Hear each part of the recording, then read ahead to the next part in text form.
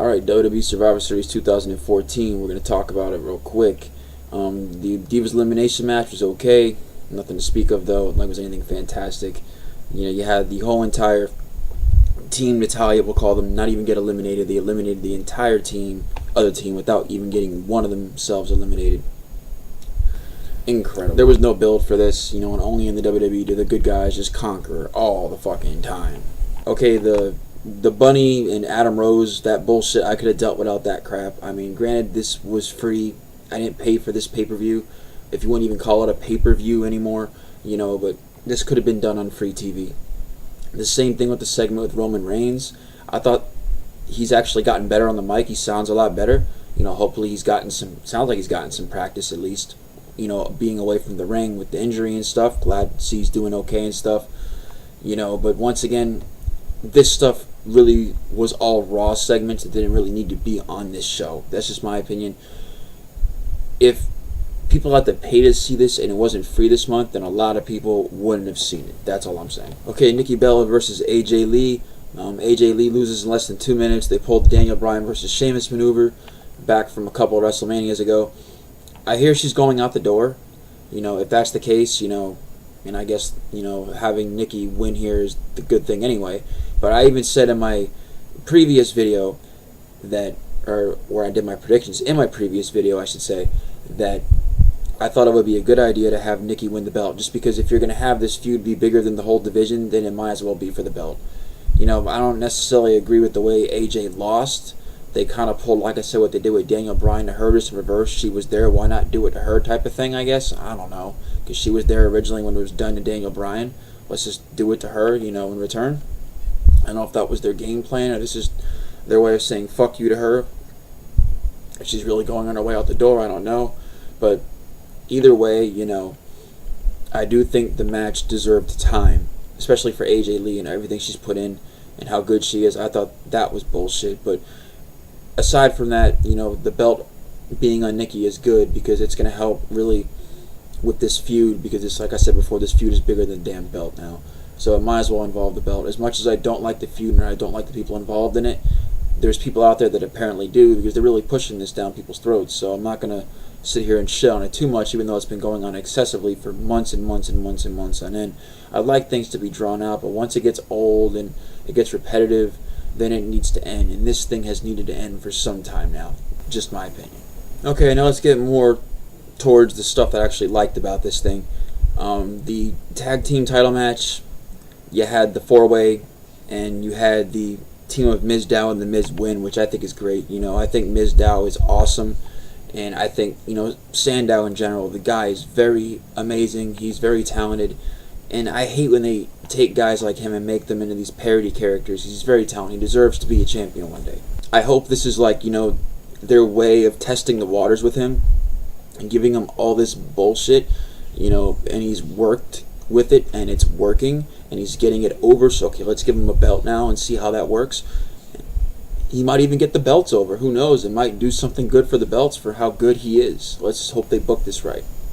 There wasn't much build for this whole entire, tag match, and it's not like we're not used to having these 4-way, tags for the championship and shit and all this, but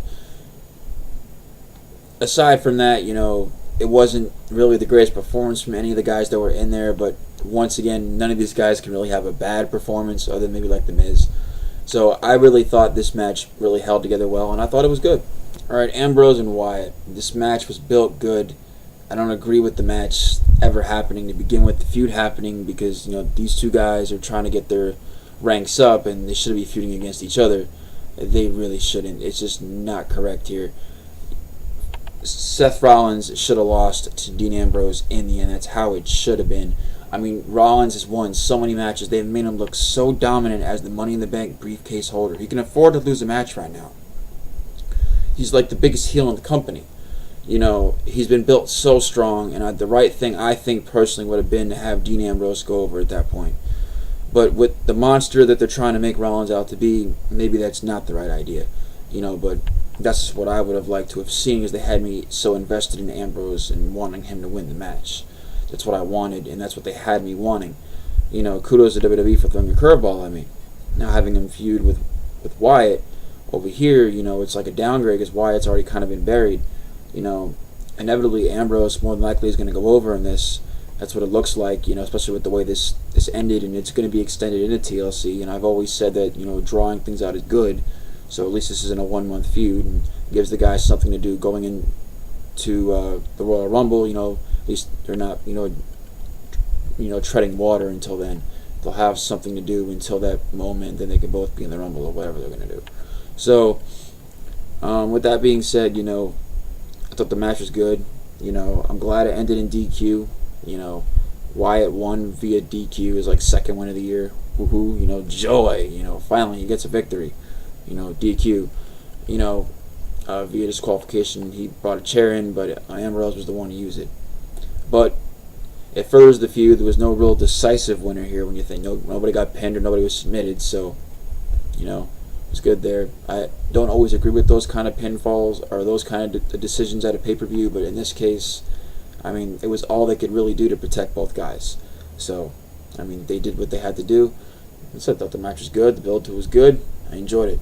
Let's see where they go from here. And of course, the Survivor Series match, the Team Authority versus Team Cena.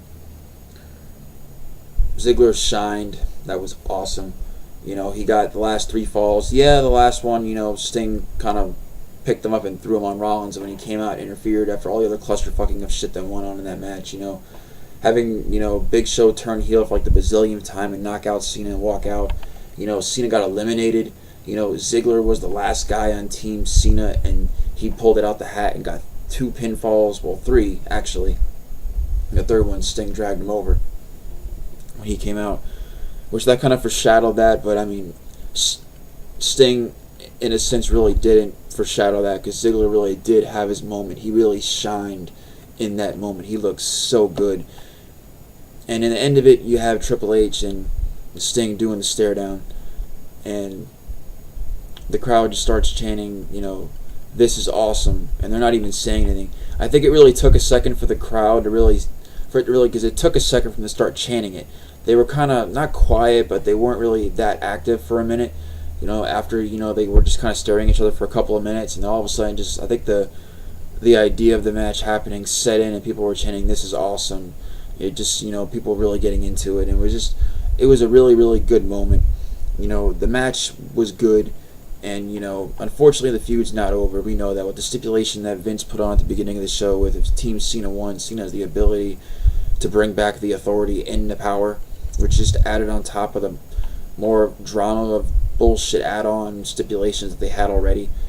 So we know it's not over, and Triple H is going to face Sting. It's more than likely going to be at, I would say, WrestleMania, but we know this isn't over. This is going to continue. So, but still, for what it was here and everything that happened, and Ziggler got that big moment, as far as I'm concerned, something I never thought he was going to get, which made me mark out for Ziggler. I'm not even a Ziggler fan, but they got me into Ziggler for that one night. And if they keep doing stuff like that, let's give him the mic and give him time and give him that, that push, and not just drop the ball with them, after a month of it not working, and see where it goes in months and months on end. I might actually get into him and like him. So, come on, WWE, just give it a shot. I'm just saying, let's try something different for a change, or not different. You've tried before, but let's really give it a solid push this time. Let's do something with this, because this meant something. And at the end, like I said, have Sting pick him up and drag him over for the final pinfall against Rollins, and that little match they had at the end there was amazing. But Sting doing that was just like a marquee moment as far as I'm concerned in his career, dragging him over like that. That was like a big moment for Ziggler, as far as I'm concerned. That's something that was big. That meant something. They need to do something with what Ziggler accomplished as a whole in this match. But onward with the final results, what I think of the show.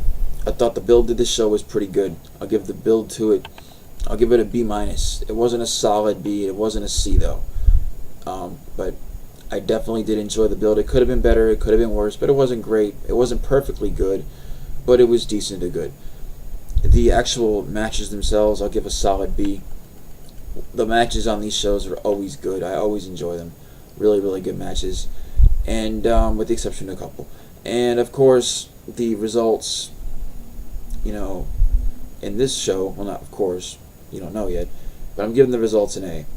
and just because what can come out of the results could quite possibly be very good, especially with Ziggler, that gave me a huge persuasion on my grading for the results of this show. But I mean, all the results and all the matches, with the exception of, like, in my opinion, Cesaro in the pre-show losing to Swagger, I thought that was a bad idea. Everything else I really don't have a problem with.